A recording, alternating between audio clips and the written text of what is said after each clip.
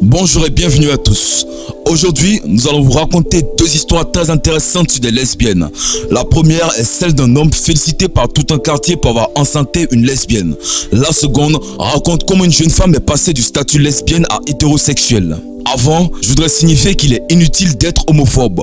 Si vous êtes contre d'autres orientations sexuelles, il est nécessaire que vous meniez des campagnes de sensibilisation dans le respect de tous. Après tout, il vaut mieux guérir qu'aggraver la situation. Allez, on commence. Avant de commencer, si vous êtes nouveau, abonnez-vous à la chaîne et activez la cloche de notification pour ne plus jamais rater une vidéo.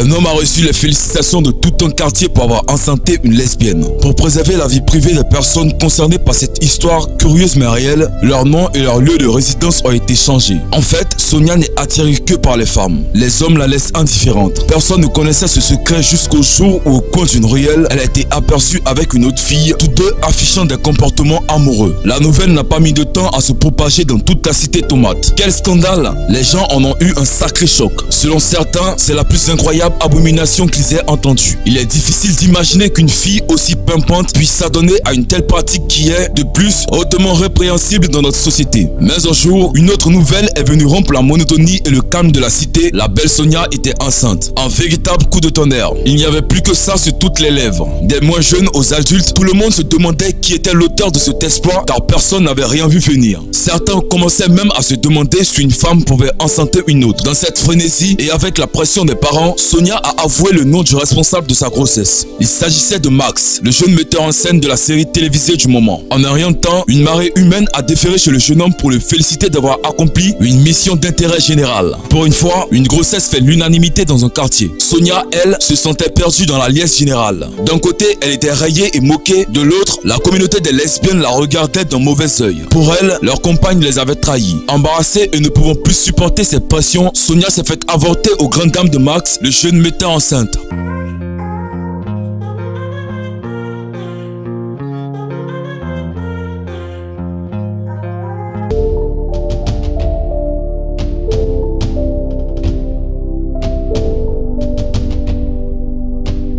La deuxième histoire est celle d'Anaïs, une jeune femme qui raconte comment elle est passée de lesbienne à hétérosexuelle. Après de longues années de construction en tant que lesbienne, Anaïs opère un coming out inversé. Loin du côté théâtral et dramatique qu'on s'imagine toujours, son coming out s'est fait le plus naturellement possible. Elle avait passé la moitié de son enfance à se faire passer pour un garçon manqué à la moindre occasion et l'autre à convoiter ses enseignantes. Au début, elle n'avait pas compris qu'il y avait quoi que ce soit d'exceptionnel à aimer une femme lorsqu'elle-même en était une. Aux alentours de 15 ans, c'était tout un concept clairement défini par ses pairs. Il y avait non seulement un nom pour ça, mais c'était carrément comme appartenir à un autre monde, une autre structure sociale.